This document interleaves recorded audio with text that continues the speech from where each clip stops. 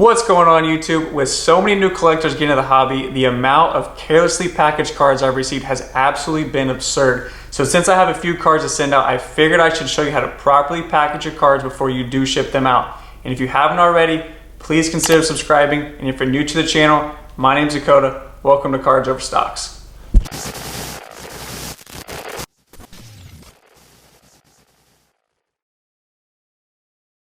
All right guys, let's go ahead and get into it. So first things first, as you guys can see, I have a graded card and a few raw cards that I need to ship out. The first step that you do when it comes to a raw card is you put it into a plastic sleeve. And these are the sleeves that I actually like to use. They're called Perfect Fit Sleeves by Cardboard Gold. So after you have your graded card in a sleeve, what I like to do is cut two pieces of cardboard, the exact same length, exact same size as the PSA slab that you have. As you guys can see, there's very little room up top. So after I do that, I will grab my painter's tape, and I like to tape it down just to be extra secure, honestly. So I'll tape that down to the bottom piece of cardboard. So after that is taped down, I like that just so it doesn't wiggle around in there. I don't want to put too much pressure on that top piece of cardboard. So I'll stick the second piece of cardboard right on top. So as you can see, it's just like a perfect little sandwich. And what you do is, again, with the painter's tape, whatever you guys do not use scotch tape. If you guys want returning customers, do not use scotch tape, because that is an absolute pain to get off there. So after that, yeah, what you do is you continue with the painter's tape around all four sides, just to make sure it's extra secured on there. There's a lot of times where people won't put the cardboard on there, but I like to be, just extra safe just in case something does happen, because those cases can crack. I've seen it happen before and it's not fun. Most of the time people will return them because they don't want to send them off to PSA to get reslabbed. So as you guys can see, it's taped down there and is not going anywhere. And what I like to put the sleeve on there because nobody wants to get a slab that's scratched up, and that sleeve will just protect it quite well. So after you do that, get a smaller bubble mailer.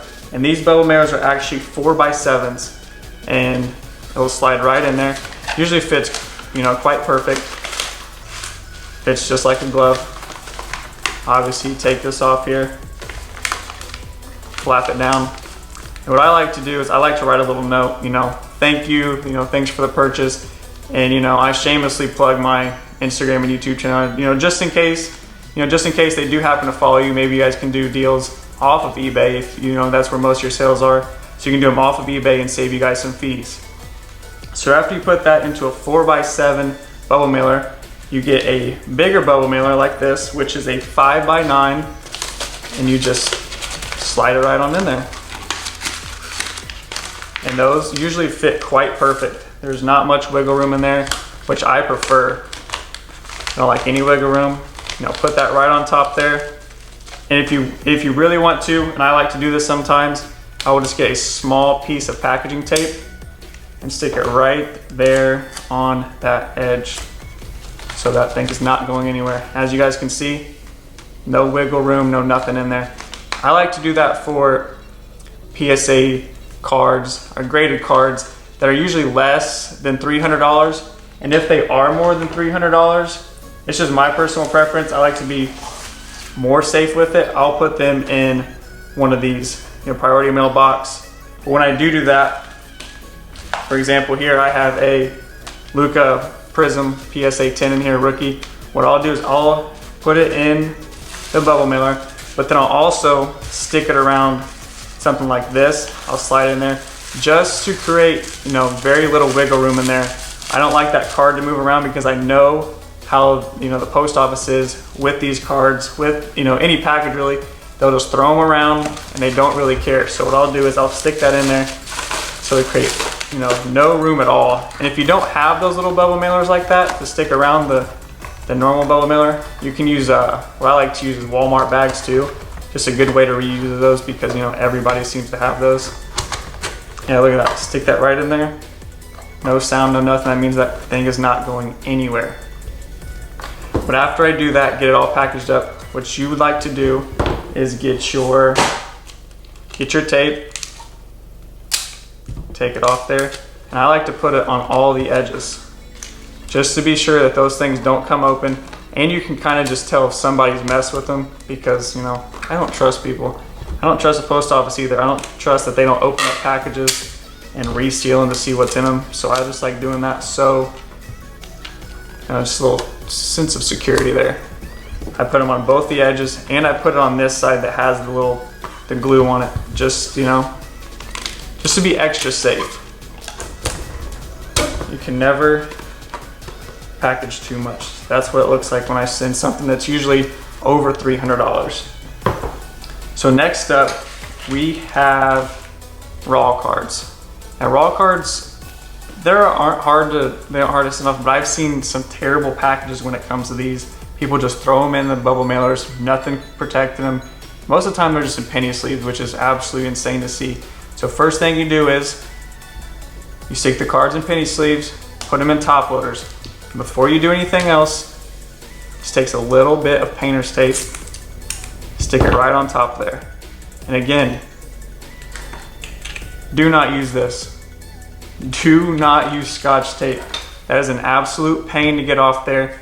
And a lot of times people don't have extra top loaders to, you know, switch the cards into, and the painter's tape will leave residue, not the painter's tape, the Scotch tape will leave residue all on the top there, and it's just not enjoyable for anybody to try to get off there. So after you put a little bit of painter's tape on there, got them all nice and secure, those are not going anywhere. They're not gonna slide out of there. You get yourself a team bag. These are the team bags I use, the Ultra Pro 100 bags. They're not expensive at all. They're actually really cheap. I'll leave a link to all the bubble mailers and all the supplies that I use in the description below, so you guys kind of know.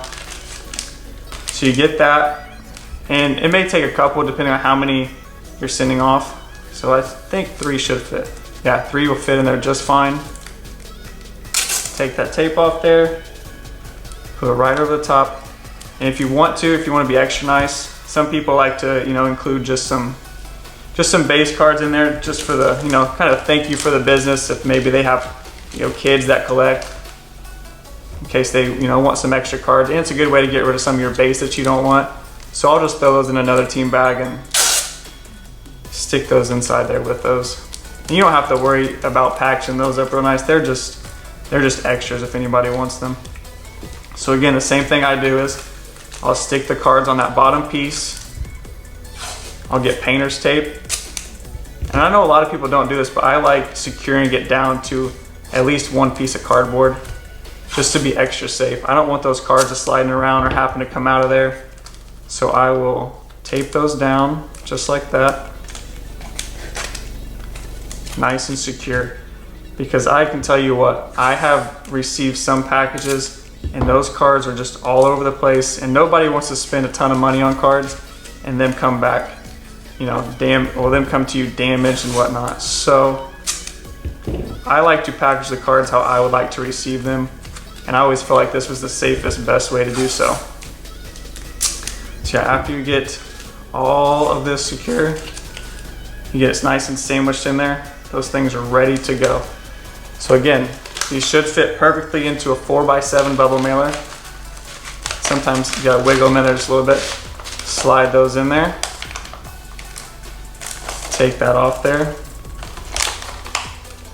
And again, do not forget to, you know, just include a little thank you note on there. It definitely sometimes can go a long way. Like I said, it could save you a lot of fees in the future if somebody does follow you and decide to do a deal off of eBay.